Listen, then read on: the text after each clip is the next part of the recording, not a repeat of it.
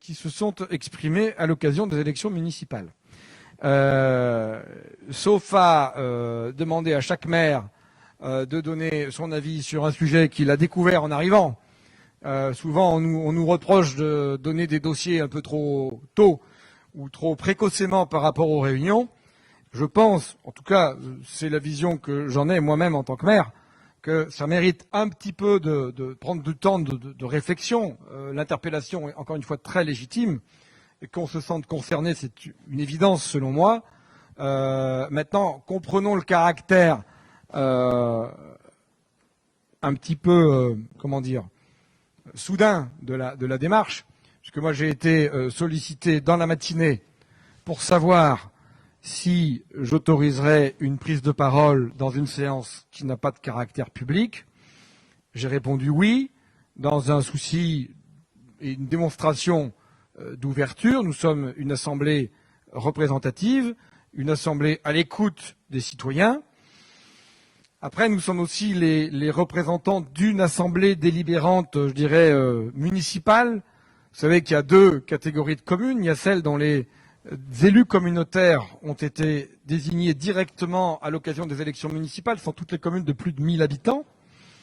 Et puis, toutes les autres, qui sont majoritaires autour de cette table, qui se sont retrouvés à être les représentants de leur conseil municipal ici au conseil communautaire, après ce qu'on appelle l'installation de la municipalité et la mise en place de ce qu'on appelle le tableau, c'est-à-dire le maire et les adjoints. Et une commune qui n'a qu'un représentant, c'est a priori le maire qui est de droit délégué au conseil communautaire, sauf s'il démissionne de cette fonction, et ainsi de suite, pour savoir qui va représenter la commune au sein du conseil communautaire. Je peux aussi penser que certains collègues n'ont peut-être pas forcément envie de s'exprimer ce soir sans avoir au préalable eu un échange avec leur conseil municipal. Donc ce que je proposerais, moi, si tu le veux bien, c'est que en fin de séance, les collègues qui auront envie de s'exprimer sur l'interpellation qui a été faite aujourd'hui, lèvent la main et le fassent.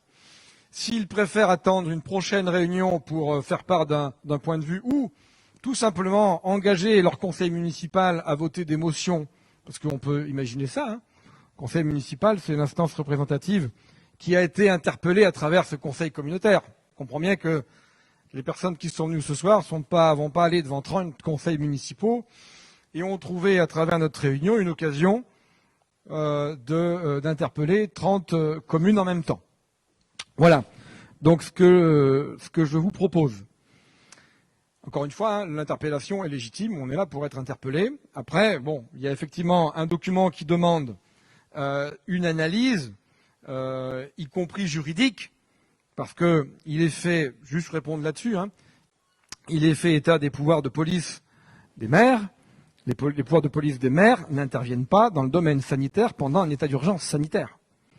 Ça, c'est les textes, hein. On peut contester ces textes, mais aujourd'hui, les conseils municipaux, les maires, qui ont pris des arrêtés, pour interdire, autoriser, s'écarter des textes qui ont été pris par le gouvernement, ces arrêtés ont été annulés par l'autorité judiciaire.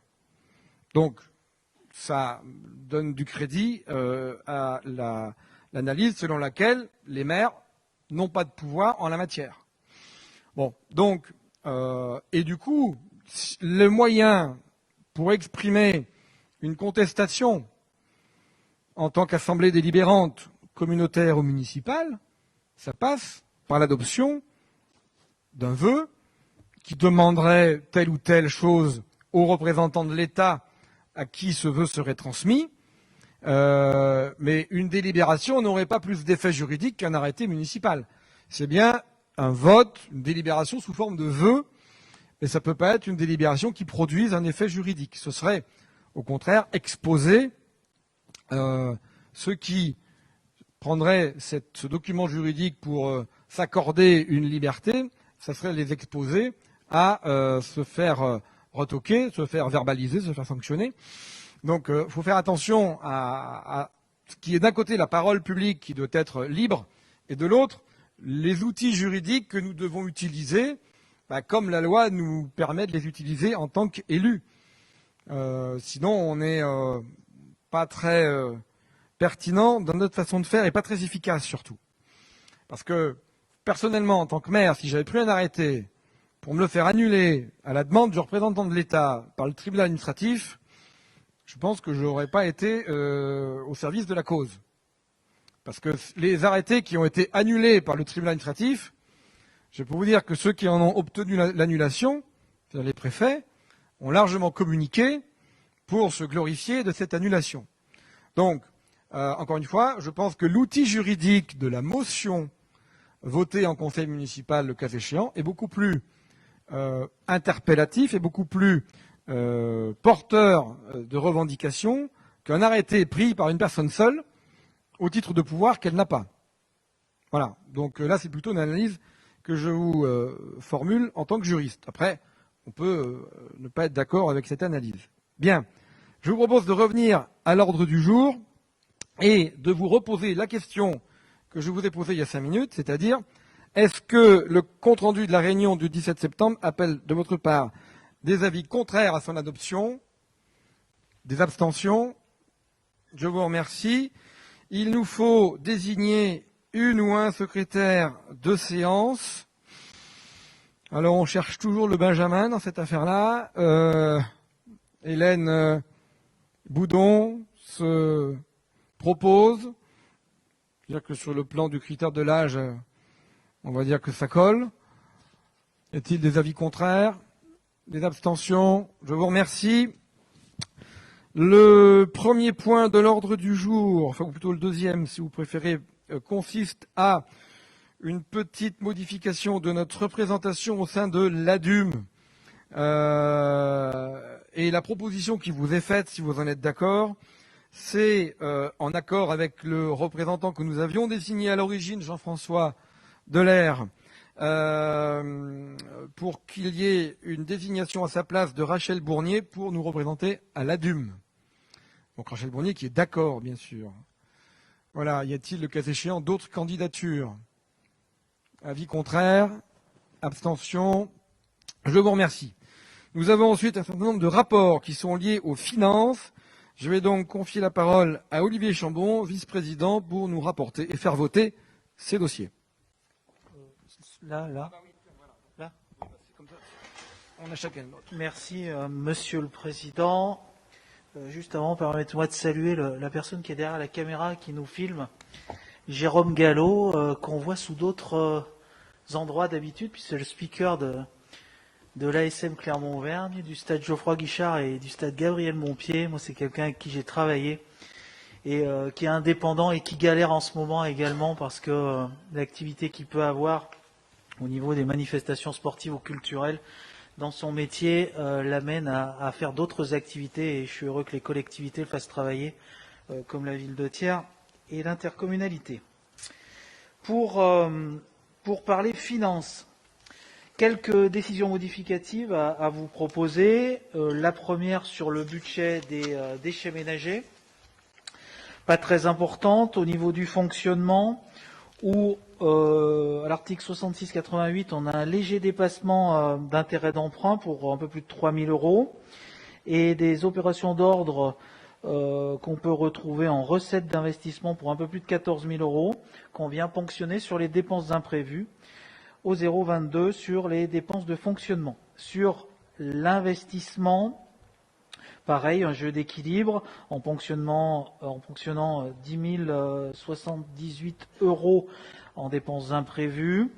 Pour rebasculer sur l'article 16 875 lié à des régularisations d'une annuité de l'année passée de 2019 et sur les investissements en recettes, c'est la contrepassation d'ordre de 14 300 € qu'on a vu sur les dépenses de fonctionnement. Donc pas de grosses opérations, Monsieur le Président, sur cette DM2, sur les budgets, sur le budget des déchets ménagers qui va bien.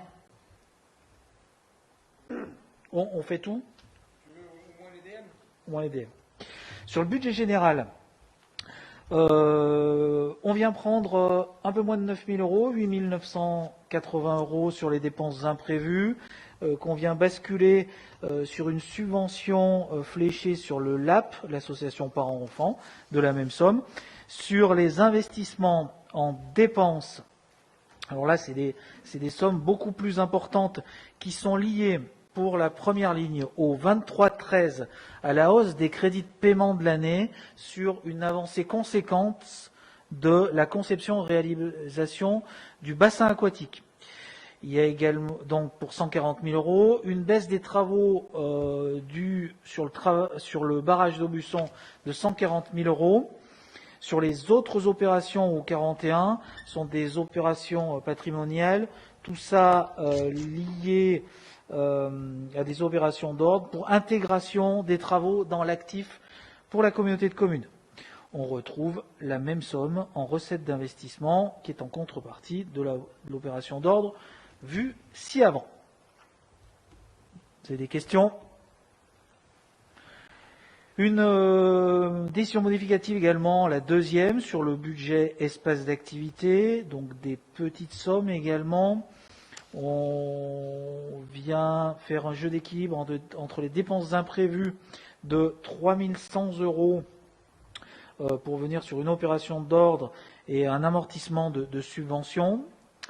Même somme en dépenses d'investissement, qui est la contrepassation de l'ordre que je viens de vous dire, et une dépense en moins de 3 100 euros en investissement sur certains achats. Et la dernière décision modificative, Monsieur le Président, sur le budget annexe de la zone de Racine, où on vient enlever 2 025 euros sur des frais d'acte et de contentieux qu'on avait surévalués, qu'on vient mettre sur une ligne du 66-18 sur un ajustement à la hausse de frais financiers. Et sur les dépenses d'investissement, c'est tout simplement un changement d'imputation entre le 23-13 et le 27-638 pour 16 010 euros. Donc, vous voyez, on est au mois de novembre, c'est la deuxième décision modificative et pour certains budgets la première. Ça veut dire que les services ont bien travaillé, que l'exécution des budgets se fait de manière raisonnée et raisonnable et que ces sommes-là sont de petites sommes au vu de nos budgets. Les plus grosses sommes sont dues à l'avancée plus significative sur le bassin aquatique et sur l'intégration des actifs pour la communauté de communes.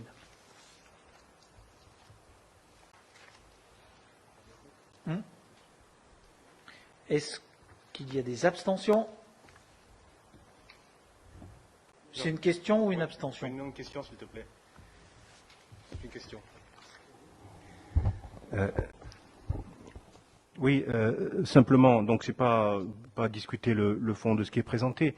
Je voulais simplement savoir, puisque ça fait 4 mois que le conseil communautaire est installé, si on a l'intention d'installer les commissions municipales, les commissions intercommunales, ce qui aurait permis, peut-être, sur certains aspects, qu'on puisse travailler les délibérations en amont, au moins les points présentés au conseil communautaire, qu'on puisse les examiner en conseil intercommunal. Parce que là, on est un certain nombre. Alors, je suis d'accord sur le fait que, et tout le monde a compris, qu'il y a un bureau municipal qui prépare en amont le conseil communautaire, mais nous sommes, et je le redis, 5, 6 exclus du bureau communautaire, et je trouve que c'est quand même assez dommageable pour le travail, pour faire un travail intercommunal et assumer notre fonction, notre responsabilité, qu'on puisse le faire au moins dans le cadre de ces commissions intercommunales qui ont été annoncées il y a 4 mois maintenant.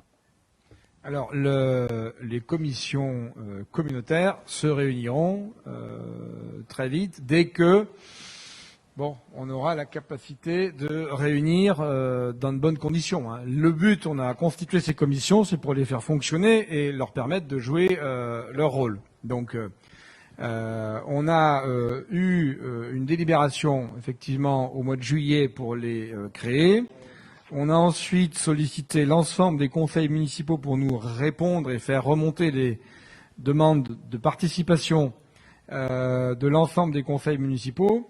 Tout ça nous est arrivé de manière à peu près complète que mi voire fin septembre. Donc voilà, on est effectivement maintenant en état de réunir les commissions et on va le faire dès que on ne sera pas empêché par une contrainte. Alors on est aussi en train de s'équiper. Alors en plus déjà on a progressé. Au dernier conseil communautaire on a fait un enregistrement. Là on fait un direct. Donc bon, c'est pas en soi révolutionnaire, mais c'est quand même des outils nouveaux pour Tiers d'Or et Montagne qui ont un coût, bien sûr. Et on va faire en sorte de pouvoir tenir des réunions à distance de bonne manière, si jamais on devait y être obligé. C'est-à-dire que si cet outil peut fonctionner pour le conseil communautaire, on imagine qu'il pourra aussi fonctionner pour permettre aux commissions de se réunir. Voilà ce que je voulais vous répondre. Est-ce qu'on peut faire voter sur CDM? Non. Oui, non, simplement là-dessus, on peut travailler, on peut organiser des commissions en visio. Je crois que maintenant tout le monde est familiarisé avec ces outils. Bon, après, il faut un peu de volonté et vraiment 4 mois, c'est quand même un peu long pour installer des commissions, surtout que celles-ci ont quand même été bien vendues et je trouve ça quand même assez regrettable, notamment pour les élus qui participent pas, qui sont exclus, du bureau communautaire. 4 mois, quand il y a 2 mois d'été, c'est pas très long. Et des conseils municipaux qui s'installent. On a encore 2 communes qui nous ont pas fait remonter leur proposition de participation aux commissions communautaires.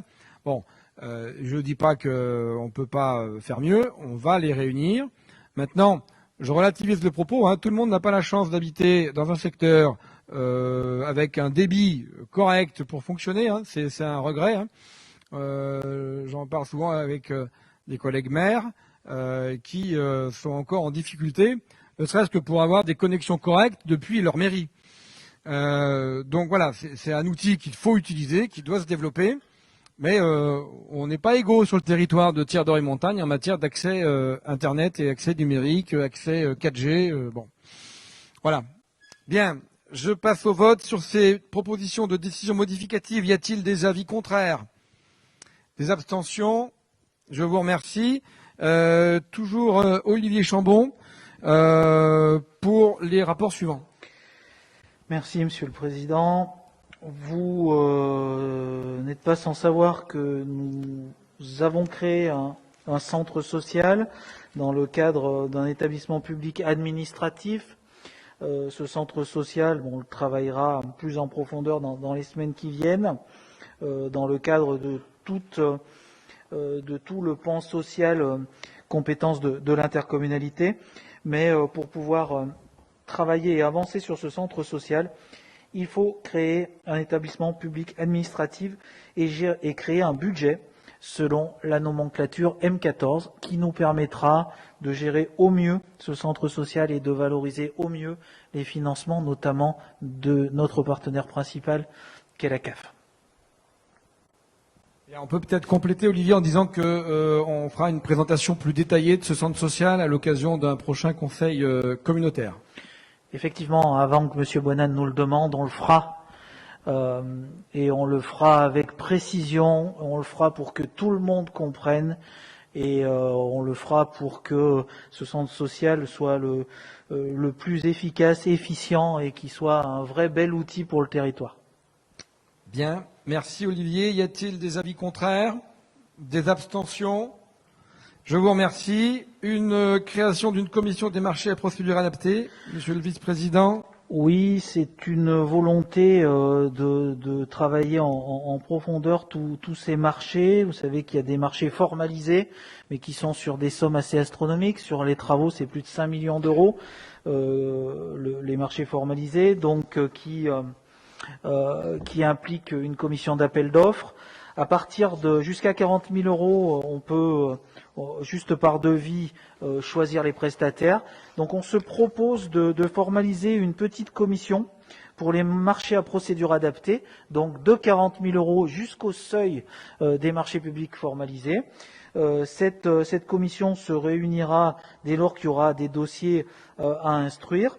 La composition et le fonctionnement de cette commission des marchés à procédure adaptée sera un petit peu la même sous ses participants que la CAO. Il n'y aura pas de quorum puisque c'est une volonté de la collectivité d'aller vers cette transparence et cette création de commission. Donc on a proposé que ce soit les mêmes élus qui ont été désignés en CAO. Toutefois, on proposera aux membres du bureau de participer à ces commissions dès lors que le sujet peut les intéresser. Voilà. Donc ça sera vraiment pour être au plus près des marchés publics et de ce qui se fait sur la collectivité sans avoir un formalisme trop fort sur la CAO. Ça sera une commission de TDM pour une transparence totale des marchés publics. Je veux préciser, Olivier, que c'est une commission qui n'a pas de caractère obligatoire, donc c'est bien une démarche volontaire de Thierry Dory-Montagne que de la mettre en place. Bien, sur cette proposition, je la soumets au vote. Y a-t-il des avis contraires? Des abstentions? Je vous remercie.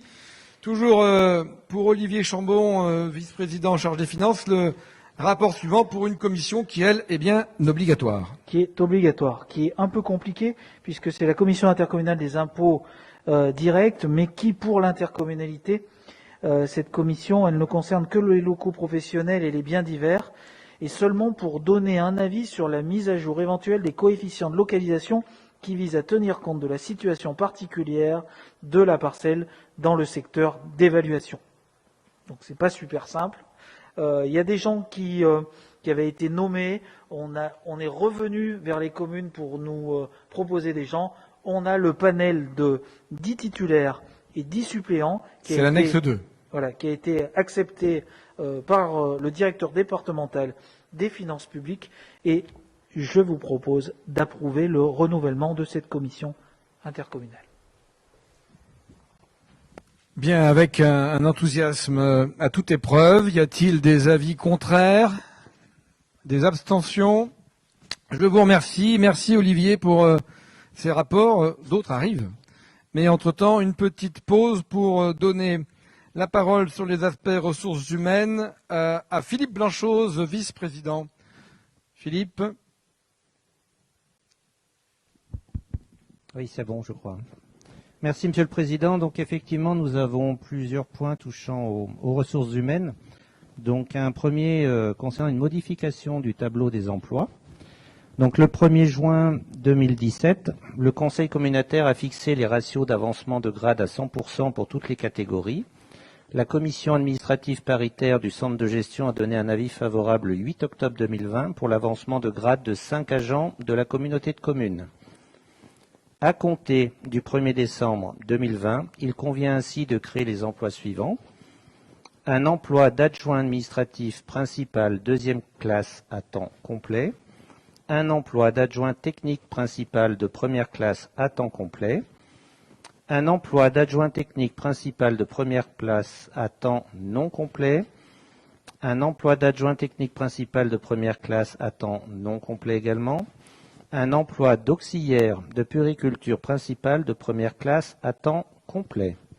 Et donc, je vous propose d'approuver la création de ces emplois au 1er décembre 2020. Précisons bien qu'il s'agit d'avancement de grade et pas de création ex nihilo et de recrutement. Hein, voilà, les évolutions de carrière des agents. Y a-t-il des questions? Avis contraire? Abstention. Merci Philippe. À toi pour le rapport suivant.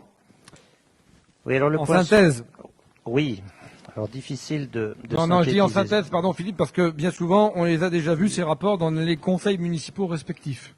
Oui, parfois. Tout à fait. Donc là, il s'agit d'approuver l'avenant à la convention d'expérimentation de la médiation préalable obligatoire par le centre de gestion.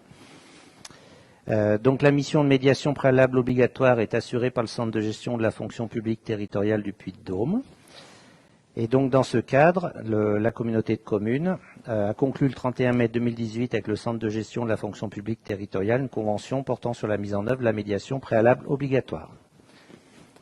Donc après, bon, vous avez évidemment le côté législatif avec le détail des articles de loi. Et donc on vous propose d'approuver l'avenant à la convention portant adhésion à la médiation préalable obligatoire à conclure avec le centre de gestion de la fonction publique territoriale du Puy-de-Dôme et d'autoriser le vice-président en charge des ressources humaines à signer ce même avenant. Bien, merci. Précisons, parce que tout le monde n'est peut-être pas au fait de ça, c'est des possibilités pour les fonctionnaires concernant des étapes d'évolution de leur carrière, de faire appel, s'ils le souhaitent, à cette médiation préalable obligatoire avant d'aller contester devant le tribunal administratif. Voilà. Y a-t-il des avis contraires? Des abstentions? Merci. Philippe, toujours à toi cette fois pour mettre à jour, non, c'est redélibérer, nous l'avions fait au mandat précédent, concernant les heures supplémentaires et complémentaires des agents de TDM. Oui, donc là, ça touche les modalités de réalisation des heures supplémentaires et complémentaires, donc complémentaires étant les heures supplémentaires des agents à temps partiel. Donc certains agents à temps complet, à temps partiel et à temps non complet peuvent être amenés à effectuer des heures supplémentaires ou complémentaires en raison de nécessité de service. Ces heures supplémentaires et complémentaires concernent les agents titulaires et non titulaires à temps complet, à temps non complet et temps partiel des catégories B et C. Et donc, on vous propose d'approuver la possibilité d'octroi des indemnités horaires pour travaux supplémentaires, donc les fameuses IHTS, les modalités de réalisation des heures supplémentaires et complémentaires, ainsi que sur la récupération de ces heures par le repos compensateur. Bien. Avis contraire? Abstention? Merci. Toujours Philippe pour une mission, plutôt une nouvelle adhésion, puisque nous étions déjà adhérents, sur les inaptitudes physiques. Oui, donc une demande également auprès du centre de gestion concernant l'inaptitude physique des agents, qui nous permet de pouvoir travailler avec eux et de trouver des solutions un peu plus larges que ce que l'on pourrait proposer. Donc dans ce cadre, on vous propose d'approuver le renouvellement de l'adhésion à la mission relative à la gestion des situations d'inaptitude physique par le centre de gestion de la fonction publique territoriale du Puy-de-Dôme et d'autoriser donc le vice-président en charge de signer la convention.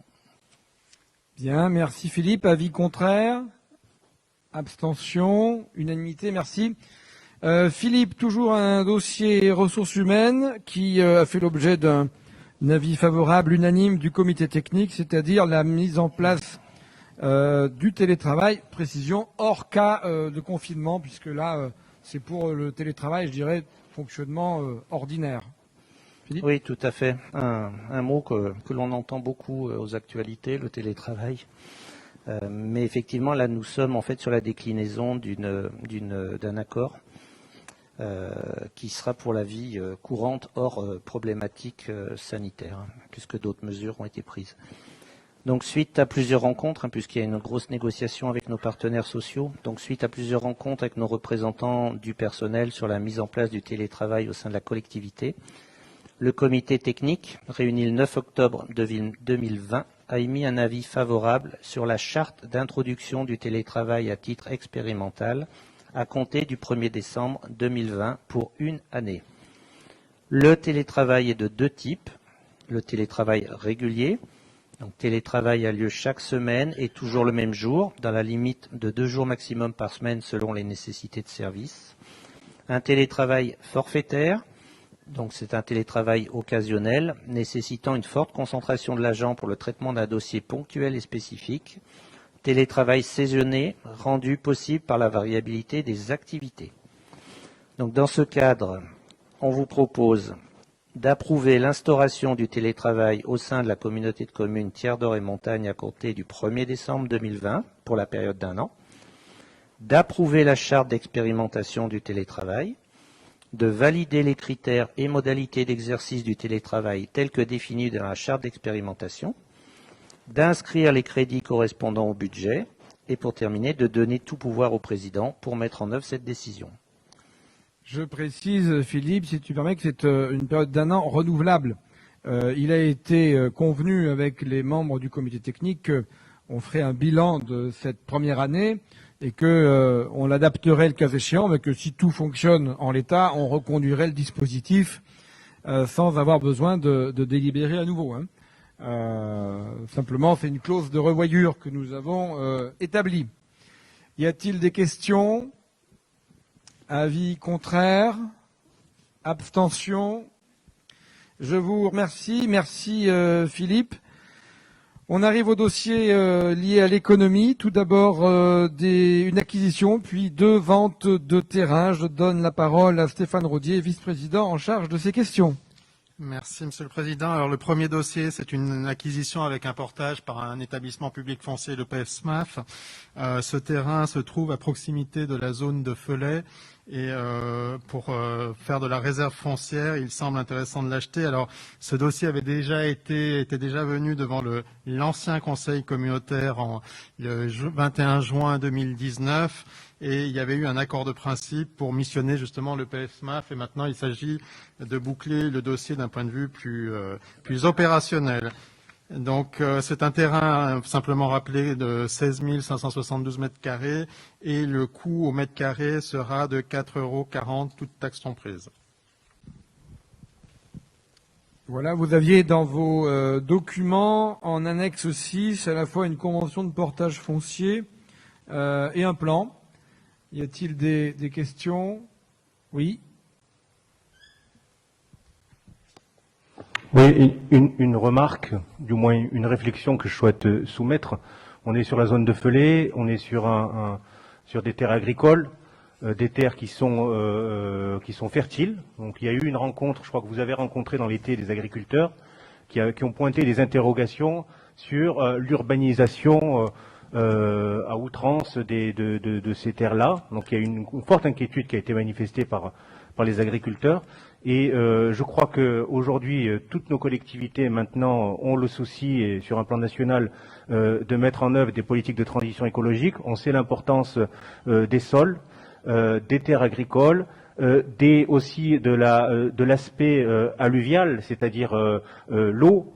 L'eau, qui est un bien qui pose problème, qui pose problématique. Est-ce qu'il n'y a pas nécessité maintenant aujourd'hui, surtout pour se mettre aussi en accord avec nos volontés de porter des politiques de transition écologique et de répondre aux enjeux climatiques, de pouvoir stopper cette urbanisation, de travailler. Alors il faut des solutions parce qu'il y a toujours un équilibre à trouver entre le développement économique et la façon dont on préempte les terres. Mais n'y a-t-il pas une nouvelle façon aussi de faire du développement économique, d'aller sur des friches industrielles, de réhabiliter des friches industrielles? Alors la région est chef de file sur ces questions-là. La région est capable de mobiliser des millions d'euros sur des projets, notamment sur un projet en Haute-Loire, on est sur 265 millions d'euros sur un projet deux voies complètement fou. Ces 300 millions, on peut aussi les mobiliser sur de la réhabilitation de friches. Et une réflexion également que j'avais soumise au débat lors des élections municipales, c'est de réfléchir aussi avec les intercommunalités voisines à la création peut-être d'une agence de développement économique pour pouvoir réfléchir sur le foncier et sur ces projets-là à une échelle plus importante. Je pense à Lezou, entre Noir-Étable, Thiers et Lezou, il faut qu'on puisse sur le développement économique avoir une réflexion de fond avec nos voisins pour éviter justement qu'on préempte trop les terres agricoles. Voilà. Alors on est parfaitement en phase sur le propos. Lors de la réunion qui s'est tenue à l'invitation de la Chambre d'agriculture, les élus qui étaient présents, notamment Stéphane Rodier et moi, avons pris l'engagement de réfléchir à ces questions-là, d'urbanisation nouvelle, notamment pour les zones d'activité économique.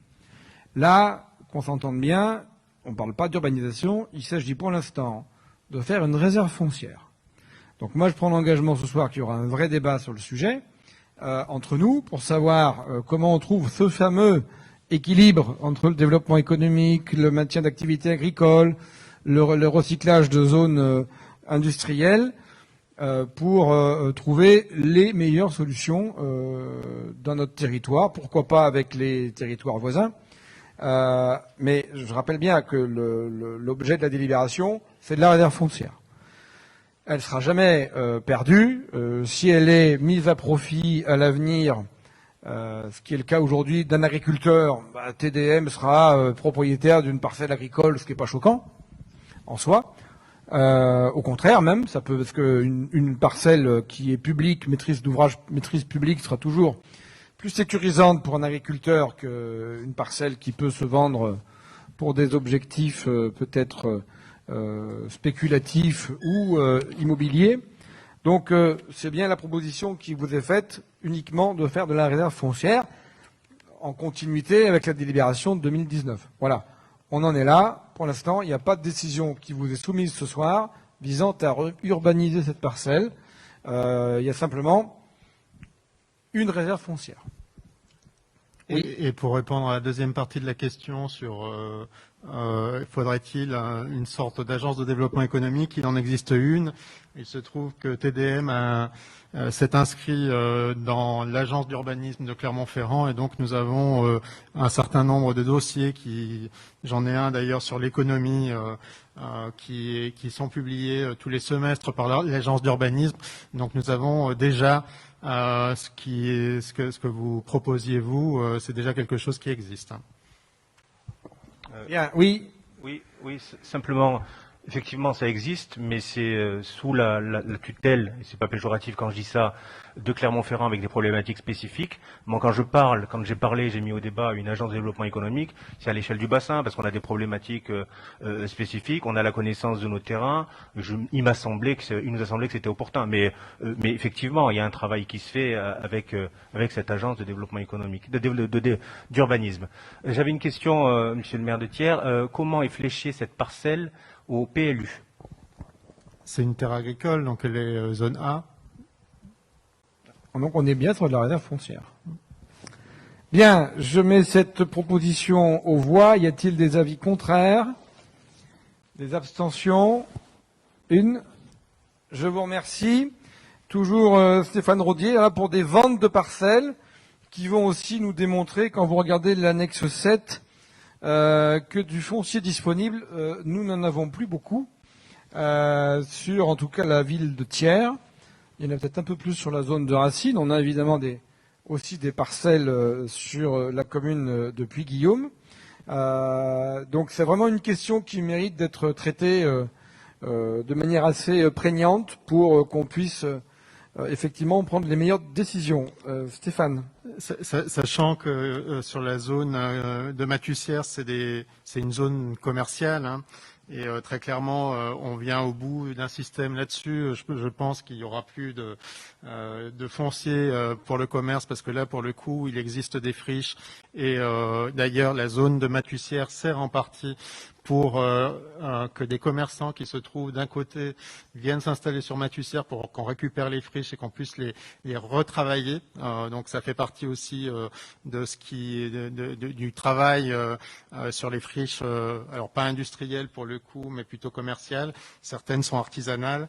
La zone de Racine, enfin la zone de Racine et la zone de Felay dont on vient de parler à l'instant, c'est plutôt des zones industrielles avec pour le coup assez peu de friches industrielles au sens véritable du terme de friche industrielle, et donc qui posent d'autres types d'enjeux. Les deux terrains qui sont proposés, ce sont deux terrains qui sont sur deux parties différentes. Premier terrain qui est en fait, vous avez une carte qui vous a été proposée en annexe, qui est sur le deuxième rideau de la zone de Mathussière, et donc il est proposé de le vendre à un façadier pour un prix de 25 € du mètre carré. Et sur le point 17, il s'agit d'une entreprise qui devrait s'installer en première partie de rideau, et il s'agit là plutôt de services aux entreprises, en particulier un service de la restauration des bureaux qui serait sur la première partie de rideau. Donc là, à 30 € du mètre carré. Bien, sur ces deux dossiers que je vous propose, si vous êtes d'accord de voter de manière groupée, y a-t-il des avis contraires? Des abstentions? Je vous remercie.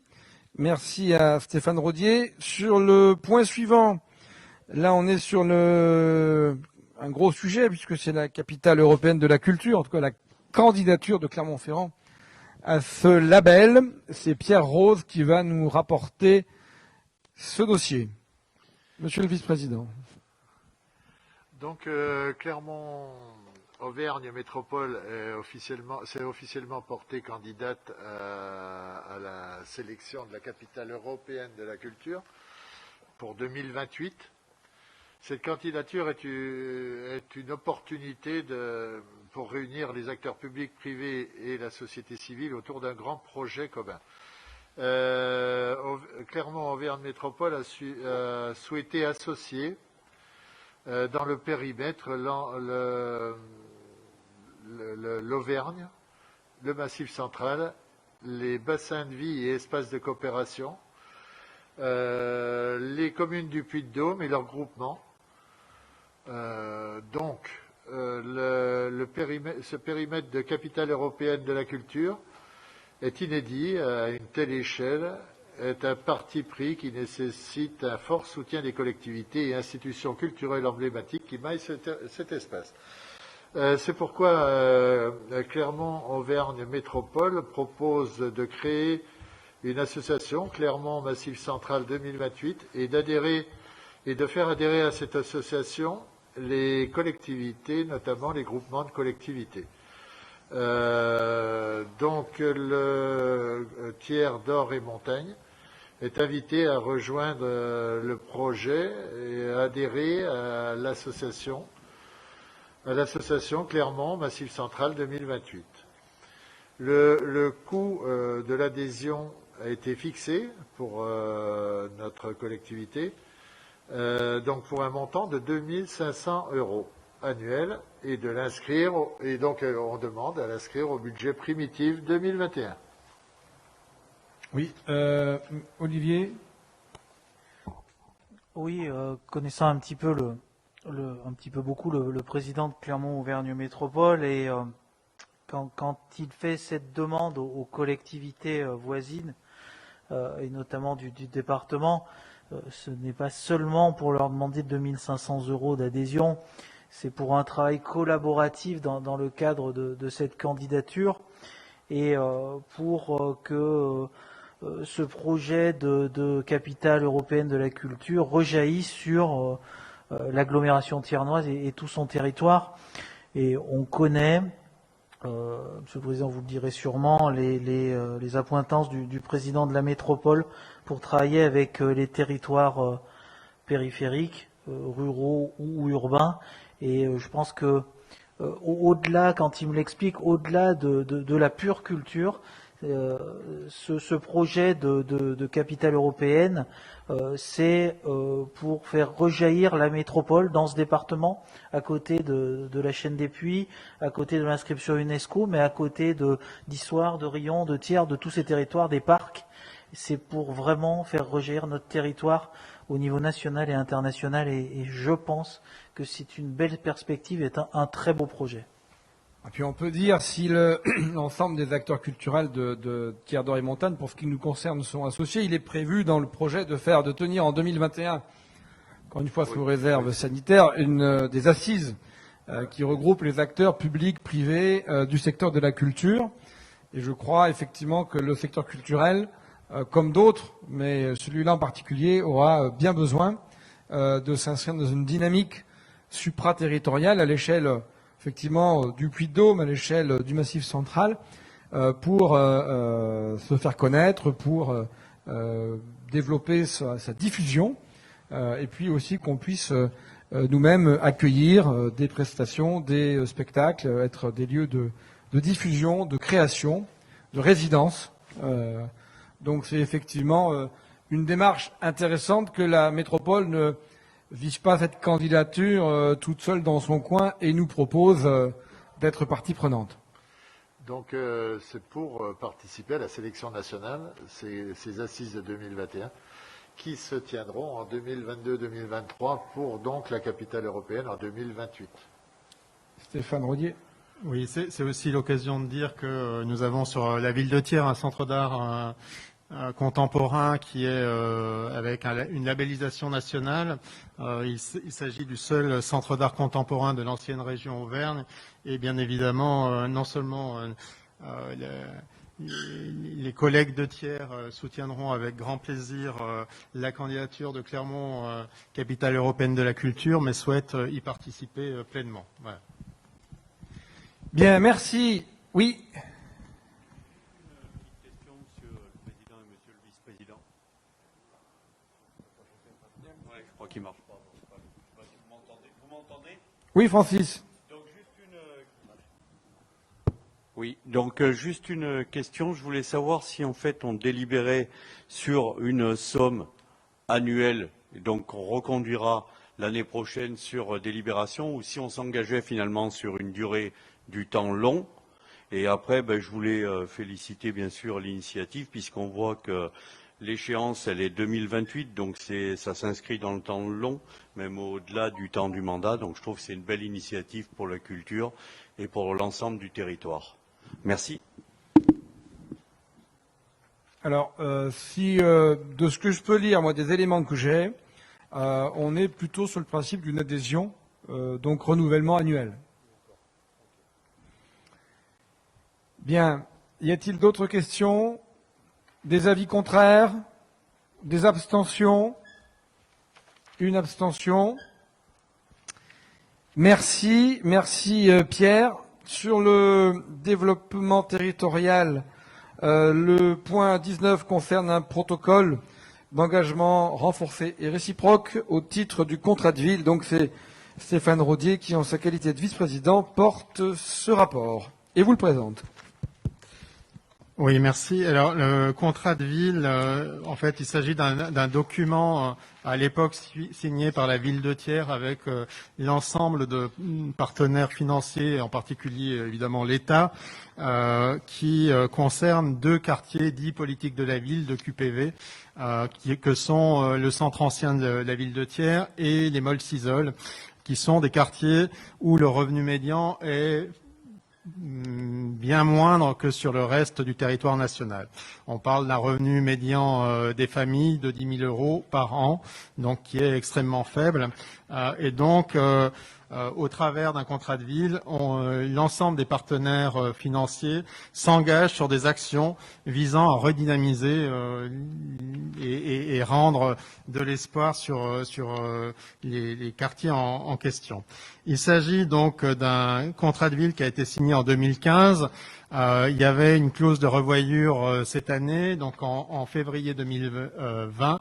L'ensemble des partenaires s'étaient vus. Au vu de la crise sanitaire déjà, l'avenant n'a pas été voté par le Conseil et donc il est proposé aujourd'hui de voter quelque chose qui, d'une certaine manière, est déjà engagé.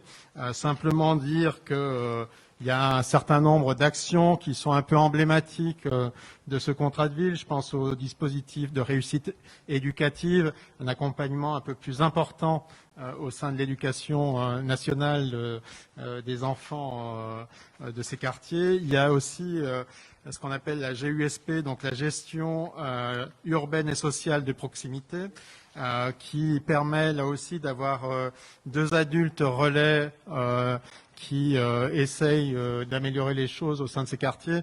Il y a un certain nombre de choses qui sont portées par le contrat de ville, qui permet un accompagnement aussi en termes de subventions à certaines associations. Il y a eu, je pense, cet été tout particulièrement, à un ensemble, une offre culturelle, sociale, éducative vis-à-vis des jeunes publics et des personnes plus âgées d'ailleurs, sur les quartiers des Molles-Cizoles en particulier et du centre ancien, qui ont été grandement appréciés sur ces quartiers. Voilà. Merci. Y a-t-il des avis contraires? Des abstentions? Oui. 2 abstentions ou des prises de parole? Non, c'était une prise de parole. Alors, Francis?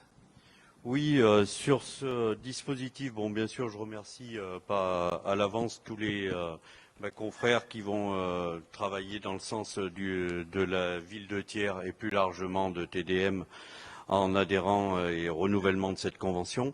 Par contre, c'est là où je trouve on touche un petit peu les limites de la chose, et notamment quand je vois la partie qui qui parle clairement d'identifier avec la gendarmerie les moyens pour résoudre les problèmes d'incivilité et de sécurité sur le secteur Béranger.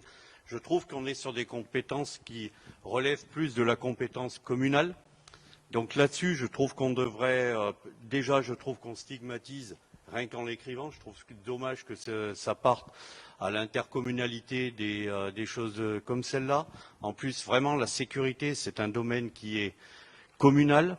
Donc même si le contrat de ville va permettre de mettre le doigt sur quelque chose, je pense qu'il y a besoin d'une connaissance fine qui est bel et bien celle de la commune.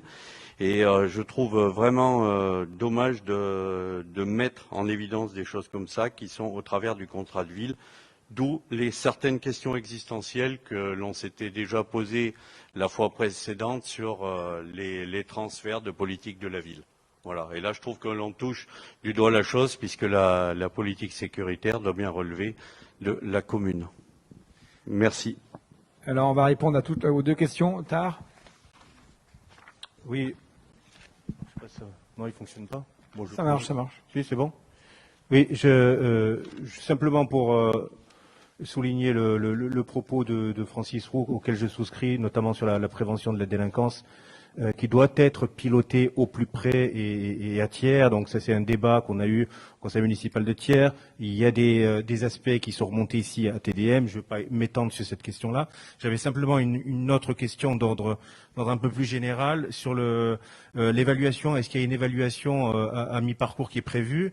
Et voilà. Et moi, j'espère et j'appelle de mes vœux à ce qu'elle soit quand même sans complaisance et qu'elle puisse donner lieu à des actions fortes. Parce que la première phase n'a pas donné toutes les satisfactions auxquelles le contrat prétendait. J'avais un autre aspect. Donc on parle de quartier prioritaire. Alors je dévie un petit peu, mais bon, on est en plein dedans. On parle de quartier prioritaire, mais sur la politique de transport, on a encore une grosse difficulté sur la desserte de Molsisol. Je l'ai évoqué, j'ai interpellé à plusieurs reprises au conseil municipal de Thiers, et on a des enfants qui sont littéralement jetés sur l'avenue Léo Lagrange parce que le circuit et la halte qui était prévue à Molsisol ne se fait plus. Donc voilà, donc prioritaire oui, avec des mots, des grands mots toujours, et puis la mise en œuvre, elle est toujours compliquée sur ces aspects-là, et nous le regrettons. Alors sur cet aspect-là, et merci pour faire part d'autant de bienveillance. Non, je plaisante à moitié parce que dire qu'il y a des grands mots et pas d'action, bon, on peut toujours se faire plaisir, hein, mais on peut aussi remarquer ce qui avance. En matière de mobilité, je rappelle que le dossier, il a été porté par d'autres que nous, donc y compris les tracés, y compris les cadencements. Bon, mais ça, c'est notre héritage et on l'assume, et c'est normal. Sur ce sujet, j'ai rencontré ce matin les responsables de Keolis, qui sont le prestataire, et donc les demandes des habitants seront, je pense, satisfaites. Et cette réponse sera mise en œuvre dès le 1er janvier, ce qui pour une modification assez conséquente, hein, puisque mine de rien c'est très interdépendant, hein, les questions de transport, on aura une réponse voilà, au 1er janvier. Donc les habitants ont été écoutés. Alors, bien, je laisse Stéphane Rodier répondre aux deux. On peut répondre peut-être aux questions avant d'en avoir d'autres. Merci. Alors, pour répondre sur l'échelon communal intercommunal qui pose beaucoup de problèmes à un certain nombre de l'opposition tiernoise, je tiens à dire déjà que le vice-président en charge du contrat de ville se trouve être le maire de Thiers, qu'il a, je l'espère, une connaissance fine de la ville, alors pas aussi fine qu'il le souhaiterait, mais il fait de son mieux. Simplement, effectivement, on peut s'interroger sur des aspects, on va dire, où le curseur doit être placé. Toujours est-il que le travail qui est fait en commun entre la ville-centre et Thiers-d'Ormontagne, avec des réunions courantes entre politique et administratif, fait que un contrat de ville porté non seulement par la ville-centre, mais aussi par l'intercommunalité, a beaucoup plus de chances de réussir que s'il n'est porté que par la ville-centre, avec une vision plus solitaire, on va dire, des problèmes qui concernent en fait au-delà du simple cadre de la ville-centre. Donc pour ma part, non seulement je suis heureux que Thiers d'Ormontagne, la communauté de communes, s'intéresse à ces sujets, mais en plus je pense qu'à terme, c'est un facteur de réussite du contrat de ville. Bien, autre question? Oui. Oui, Monsieur le Président, il ne s'agit pas d'être bienveillant ou malveillant. Moi, dans mes propos, il n'y a pas de malveillance. Quand on pose une question, dans le cadre de l'exercice public qui est le mien, il n'y a pas de question de bienveillance ou de malveillance. Simplement, vous parlez d'héritage, mais je tiens quand même à rappeler que vous êtes un certain nombre ici, et ce n'est pas accusateur de ma part, à avoir quand même voté un premier versement de transport à 0,6 avec un budget. Il y a une offre qui a été construite avec un budget. Il y a eu une pression des chefs d'entreprise assez scandaleuse, et sur lesquelles un certain nombre d'entre vous sont revenus. Il faut assumer, pas parler d'héritage, il faut éviter de parler d'héritage parce que c'est assez désagréable quand on a le fil de l'histoire de mettre en avant ces aspects-là. Alors il ne s'agit pas d'ouvrir le débat. Un peu quand même, qui a été fait.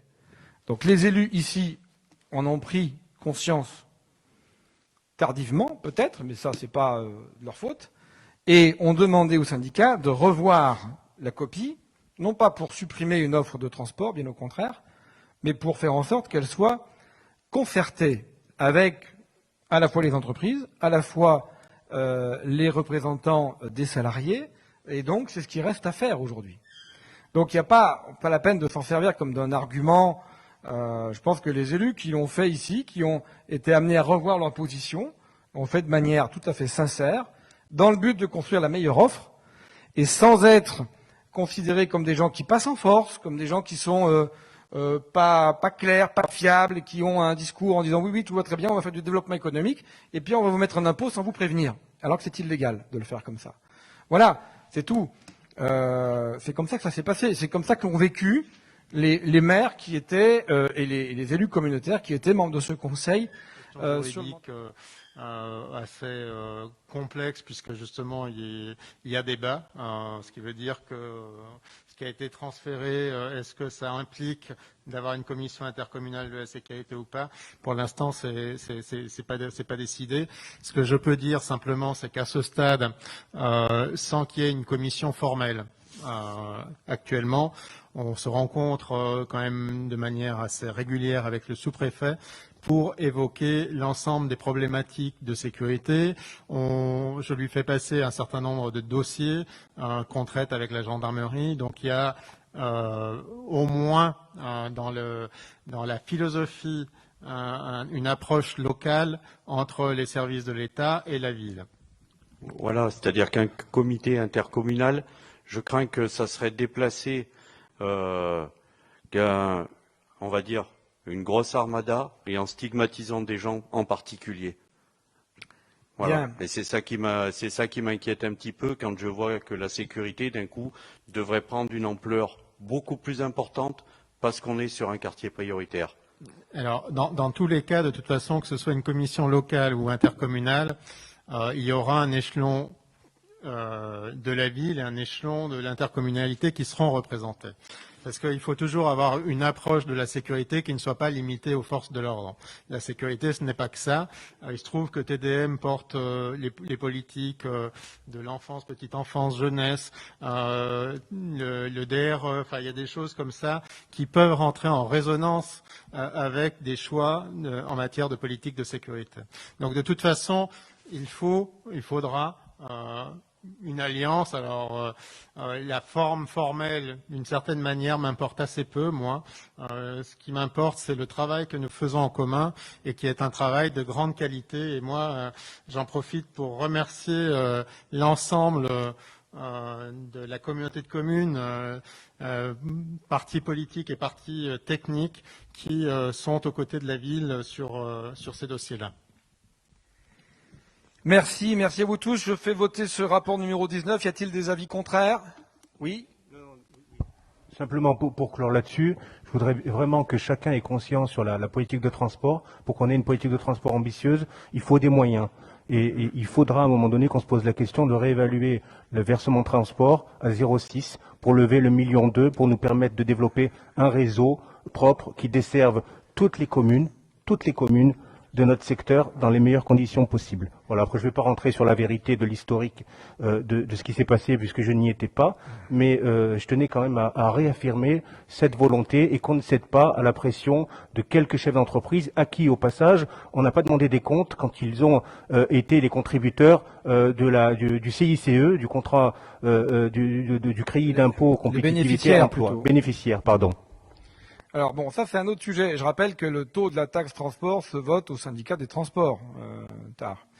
Donc c'est un sujet dans lequel on en pense qu'on veut, mais la situation sanitaire et les conséquences économiques qu'elle peut avoir devront aussi être prises en compte et réfléchies dans les décisions que nous prendrons, parce que si d'un côté on vote 140 000 euros de fonds de soutien pour aider les activités économiques, et de l'autre, on prélève des centaines de milliers d'euros de fiscalité. Enfin, à un moment, sur l'objectif d'offrir le meilleur service possible, on va tous être d'accord. Tenons compte aussi de la fragilité du moment. Voilà. Donc, c'est pas quelque chose qui vient nous aider dans cette démarche. Il faut l'avoir à l'esprit. Bon, je reviens à l'ordre du jour. Y a-t-il des avis contraires pour signer ce protocole? Des abstentions? Je vous remercie. Le point suivant, c'est un appel à manifestation d'intérêt auquel le vice-président Jean-François Delaire va essayer de nous convaincre de candidater. Merci, Monsieur le Président. Le dernier mandat, donc je dois être à peu près du dernier mandat. TDM a ouvert le gros dossier du PCAET, plan climat, air, énergie territoriale, qui, je le rappelle, est obligatoire pour les EPCI de plus de 20 000 habitants.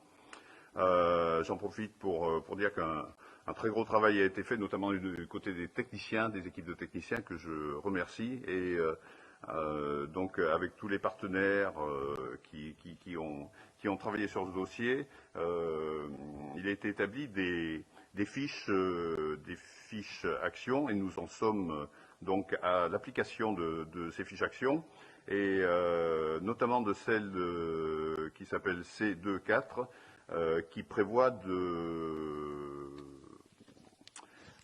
se pencher sur la méthanisation. La méthanisation, on en parle beaucoup, c'est très technique. On a des exemples qui sont bons, moins bons. On a en tout cas des gens courageux qui se sont lancés dans ces projets-là.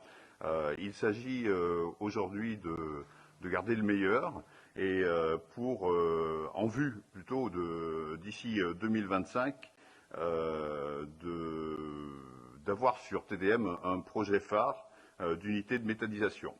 Nous avons récemment réuni les agriculteurs avec des partenaires comme France Méthanisation justement, et qui nous ont éclairés techniquement et qui nous ont on a été amené donc à demander à ces agriculteurs quels étaient ceux qui avaient envie d'entrer dans ce processus-là, ou en tout cas qui envisageaient. On n'a rien fait signer encore, bien sûr. Il n'était pas question de ça. Une dizaine d'exploitants donc se sont prononcés pour leur intérêt pour le sujet. Nous devions normalement nous déplacer sur le méthaniseur de Brioude, l'unité de méthanisation à Brioude pour la visiter. Le Covid a un petit peu bousculé nos voyages en dehors de nos terres TDM. Ce n'est que partie remise, et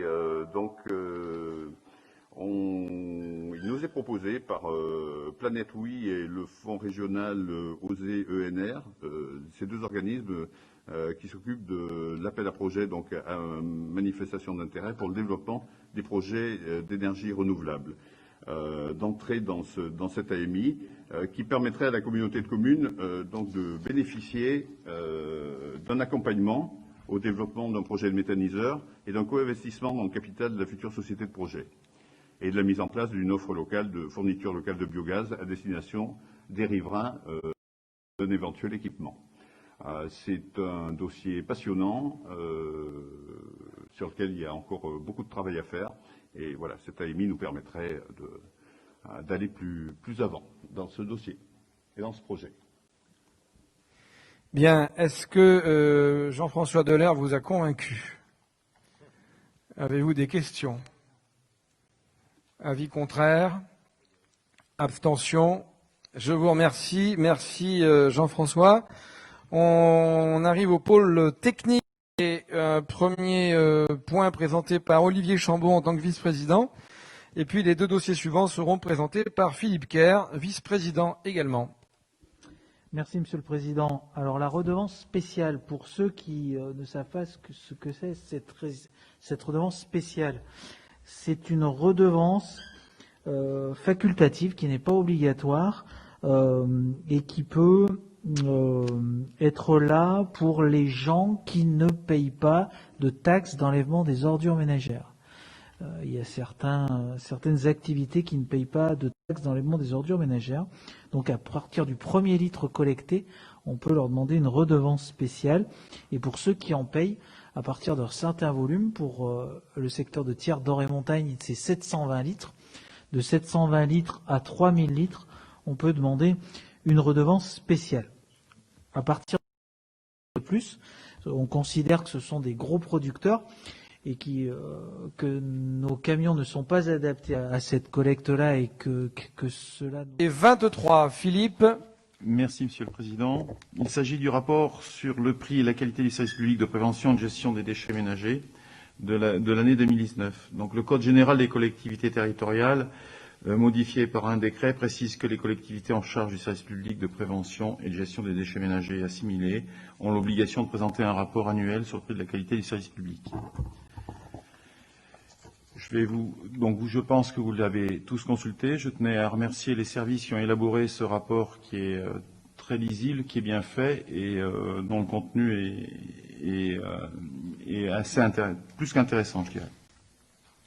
Donc, je vais plutôt insister sur les actions de prévention pour réduire les déchets. Donc, il y a eu des évolutions majeures entre 2018 et 2019 concernant le développement des actions de prévention, donc collecte des encombrants, programme des scolaires, soutien et mise en place des couches lavables dans les crèches de TDM, distribution de stop pub, deuxième concours de collecte de piles avec 14 écoles du territoire. Une mise en place également de nouvelles actions de prévention, lancement de broyage à domicile du prêt du broyeur aux collectivités, défi famille zéro déchet, lancement de l'étude d'opportunité recyclerie, lutte contre le gaspillage alimentaire en établissement scolaire avec le soutien du Valtom. Quelques chiffres clés. Depuis la naissance de TDM, on observe une baisse des quantités d'ordures ménagères résiduelles à 196 kg habitants en 2019 contre 213 kg habitants en 2017. Une homogénéité des quantités de déchets recyclables de 53 kg habitants en 2019 contre 52 en 2017. Une augmentation des quantités de verre, donc 37 kg habitants en 2019 contre 32,5 en 2017. Une baisse des apports en déchetterie de 255 kg en 2019 contre 268 en 2017. Et notamment une baisse des encombrants et des déchets verts. Sur les aspects financiers, je ne vais pas y revenir. Vous savez comment fonctionne le service et par quoi il est financé. Les dépenses de fonctionnement concernent essentiellement le traitement des déchets. Il s'agit d'une compétence transférée au Valtom. D'une collecte des déchets en bac, territoire étendu semi-rural, 39 tournées hebdomadaires et 30 agents de collecte. Sur les déchetteries, nous avons 4 déchetteries, large amplitude d'ouverture du lundi au samedi et une large amplitude horaire sur Thiers. Voilà sur le rapport des ordures. S'il y a des questions. Bien, alors c'est un sujet sur lequel effectivement on peut toujours se perfectionner, on y travaille. Là on est sur un rapport qui concerne l'année 2019. Y a-t-il des questions? Oui. Oui. Francis Roux. Oui, Monsieur le Vice-président, c'est juste une question à titre d'information. On s'était tous émus là il y a un an ou un an et demi où on voyait que des gens jetaient aller se débarrasser d'encombrants un peu partout dans la nature. Et à cette occasion-là, on avait même vu un élu municipal qui était décédé durant l'une des altercations. On en est où sur le territoire là-dessus? Est-ce qu'on constate des augmentations? Et surtout, ce que collectent les communes entre dans ces chiffres. Donc finalement, on a une baisse globale de la collecte. C'est bien ça? C'est-à-dire qu'on a moins de déchets produits et pas une augmentation pour autant des dépôts sauvages un peu partout? Ça reste assez, je veux dire que ça reste assez stable en fait. Il n'y a pas d'évolution majeure par rapport à ces problématiques-là. Alors on peut, ici ou là, constater une augmentation des dépôts sauvages. C'est le sens de ce qu'a déclaré tout à l'heure Olivier Chambon. C'est de dire que il faut, en matière de traitement de ces incivilités, puisqu'on en est là, une réactivité. Et c'est vrai qu'on a besoin des communes pour ça. Si face à un dépôt sauvage, il faut que la commune appelle la communauté de communes pour faire intervenir quelqu'un, c'est pas le circuit le plus court. Alors que les communes, sauf les plus petites d'entre elles, ont souvent un agent technique qui peut-être, alors c'est pas très agréable ni très valorisant, mais il faut bien que ça se fasse. De l'autre côté, il y a aussi le dépôt de plainte, et je pense que l'autorité judiciaire, notamment les procureurs de la République, ont été sensibilisés suite au décès du collègue maire il y a 1 an et demi, pour que les personnes dont on peut retrouver l'identité soient poursuivies et sanctionnées. Après, moi, je voudrais insister sur des fois les fausses bonnes solutions. Je pense notamment à la redevance spéciale qui a pu être, la redevance incitative qui a pu être mise en place ici ou là dans certaines collectivités, alors pas Thiers-d'Or et Montagne, et qui a incité au nomadisme des déchets. Parce que quand vous payez les déchets au poids, vous avez toujours plus ou moins, selon votre niveau de conscience et de civisme, la tentation d'alléger votre facture en allégeant votre poubelle chez les autres. Quand encore ça passe d'une poubelle à une autre poubelle, ça va. Et quand ça passe d'une poubelle à la nature, c'est beaucoup moins défendable. Ce que je veux dire, c'est que on comprend l'intérêt de la redevance incitative à une condition, c'est qu'elle soit mise en place sur un territoire élargi, voire imposée par le législateur à l'échelle nationale. Mais à partir du moment où vous avez sur un territoire voisin pas de redevance incitative, bon, on voit bien qu'avec des comportements parfois un peu pas très civiques, ça peut inciter à des dérives. Et je pense que on peut sans doute trouver une corrélation entre l'augmentation des dépôts sauvages et quelques redevances incitatives instaurées ici ou là. Bon. Encore une fois, je ne dis pas ça pour critiquer les collègues qui l'ont fait. Je dis simplement que c'est de la responsabilité du législateur d'avoir ce type de politique incitative, mais pas de le laisser à la libre appréciation des collectivités territoriales. Voilà. De ce point de vue-là, je pense qu'on pourrait être d'accord, il serait normal que ce soit ceux qui produisent les déchets qui payent leur traitement, et pas les consommateurs qui achètent le produit et qui, à travers leur taxe d'enlèvement des ordures ménagères, qu'on appelle taxe ou redevance incitative, payent une deuxième fois. Bon. Donc, c'est un vrai sujet. Si on veut que ce soit vertueux du point de vue environnemental, du point de vue de la transition écologique, qu'il y ait le moins de déchets possible dans la nature, la collecte et l'apport volontaire devraient être gratuits. C'est ce qu'on fait dans les déchetteries aujourd'hui. Les déchetteries de TDM sont gratuites parce qu'on veut justement inciter au civisme. Effectivement, le porte-monnaie, quand ça coûte rien, d'apporter ces déchets, ça incite évidemment au civisme. Déjà qu'il faut faire l'effort de les amener, si en plus on doit payer au bout du... Bon, voilà. Donc c'est un sujet, évidemment que la question est justifiée. La quantification est complexe. Voilà. Et je pense que ce rapport, est-ce qu'il est... On peut considérer que le Conseil communautaire en a pris connaissance. Y a-t-il des avis contraires? Des abstentions? Je vous remercie. Le point suivant, une contractualisation pour la vente de matériaux. Philippe? Oui, on poursuit donc avec des contrats de reprise de matériaux. Nous avons des contrats avec différents repreneurs qui nous rachètent les déchets issus des collectes sélectives, poubelles jaunes, et les cartons collectés en déchetterie. Selon le type de matériaux, depuis 2018, ainsi Nous sont repris l'acier, l'aluminium, les briques, les plastiques et les fibreux. Donc papier, carton, cartonnette. Chaque contrat précise le prix plancher à la tonne, qui est un prix minimum de reprise, et les recettes correspondantes nous sont versées chaque année en fonction du prix réel du marché, en général plus élevé que le prix plancher. Depuis quelques années, on déplore que les prix de reprise des matériaux s'effondrent. Donc cette évolution de recettes par ces EPR, donc reprise des plastiques, et PAPREX, c'était la reprise des fibreux, on s'aperçoit qu'en 2018, pour EPR, on avait des revenus de 55 704 €. En 2019, ils sont tombés à 41 094 et en 2020, à 19 560. Pour Paprex, c'était 16 300, je vous passe les centimes d'euros. En 2019, 22 735 et en 2020, on tombe à 8 000. Donc l'année 2020 n'étant pas clôturée, évidemment, il s'agit d'un lissage estimatif. Donc afin d'éviter cette chute continuelle des prix en 2021, les contrats EPR et PAPREC ont été dénoncés et renégociés. Il est proposé d'en conclure de nouveau, donc vous l'avez sur la note, donc il s'agit de Revipac pour les plastiques et pour les fibreux et Valorplast pour les plastiques. Voilà. Bien, merci Philippe. Y a-t-il des questions?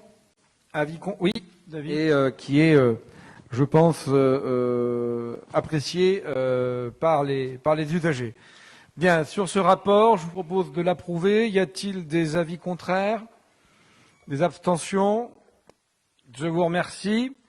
Vous avez ensuite rendu compte des délégations qui ont été faites au bureau et à moi-même, donc les délibérations du bureau et les décisions que j'ai été amené à prendre en vertu des délégations que vous m'avez conférées. Voilà, j'en ai terminé avec l'ordre du jour. Oui, y a-t-il des questions diverses? Oui, alors. Oui, au sujet du bureau communautaire du 15 octobre, Mme Sanson a rédigé un texte qu'elle nous a demandé de lire, comme elle est absente aujourd'hui. Oui. Je souhaite expliquer mes abstentions au bureau communautaire du 15 octobre dernier. Je ne souhaitais pas m'opposer à cette demande de subvention au moment où se présentent les opportunités du plan de relance. Je tiens cependant à expliquer mon vote.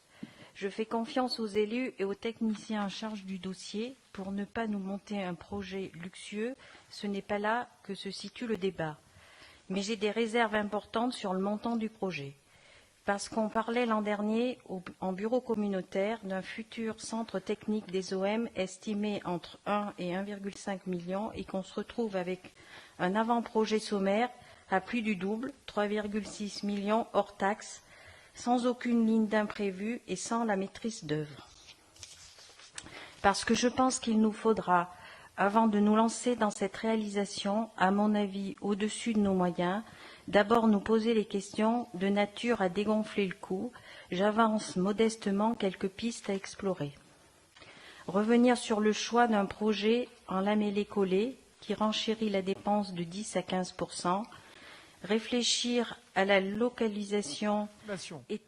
Donc, l'estimation a été envisagée de la manière la plus large possible afin d'obtenir les subventions les meilleures. Il est bien évident qu'à ce stade, ont été anticipées d'éventuelles fondations spéciales. On n'a aucune certitude d'en avoir besoin.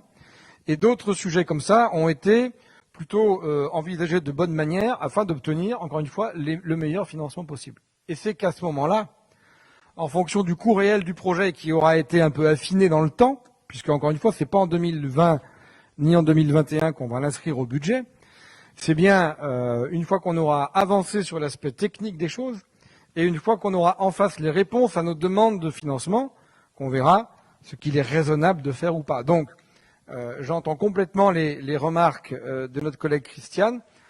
Je les contextualise. Je contextualise la demande dans laquelle on a fait cette demande de subvention, puisque c'était, encore une fois, on avait jusqu'à avant la fin de l'année, même pas, je crois que c'était fin octobre, pour formuler nos demandes et pas passer devant la glace du plan de relance. Voilà. L'objectif sur ce projet, quel qu'en soit le coût, et le coût, bien entendu, le moindre possible, c'est d'avoir un plan de financement le meilleur. C'est-à-dire qu'on va chercher à s'approcher des 80% de financement. Donc, on a déjà prévu donc demander des financements à l'État.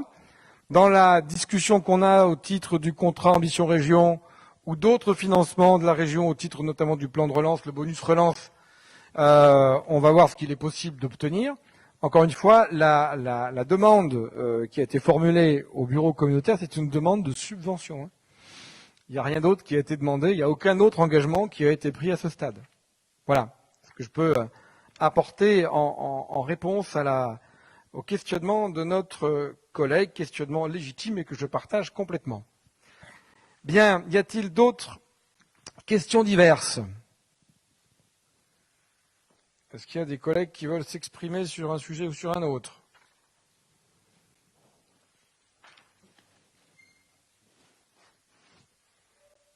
Bien. Écoutez, je vous remercie. On a une réunion de conseil communautaire qui est prévue au mois de décembre. J'espère que nous pourrons la tenir en présentiel. Dans tous les cas, nous ferons en sorte de pouvoir rester en lien pour la tenir de toutes les manières possibles. Voilà. Ah, la feuille d'émargement, c'est ça, c'est qu'elle est restée vers moi. Bon, je vais la faire circuler. Je ne sais pas dans quel sens il faut la faire passer. Pour le moment. Monsieur le Président, pour le moment, est-ce que les ateliers de territoire sont toujours maintenus ou pas? Alors, c'est l'occasion de vous le dire. On s'est interrogé encore aujourd'hui sur le sujet. Il ne nous semble pas opportun de maintenir une réunion d'atelier de territoire avec un grand nombre de participants pendant la période du confinement. Même si légalement on pourrait, l'objectif c'est quand même de freiner la progression du virus. Donc il n'y aura pas de réunion en novembre sur cet atelier qui était programmé. Voilà, on comptait bien vous faire un mail demain pour vous le dire, mais vous avez la réponse en direct. Merci à toutes et à tous, merci aux services qui ont préparé cette réunion, merci à la presse qui s'est intéressée à nos débats, parfois sur des sujets un peu techniques, et bonne fin de soirée, prenez soin de vous et prenez soin des autres.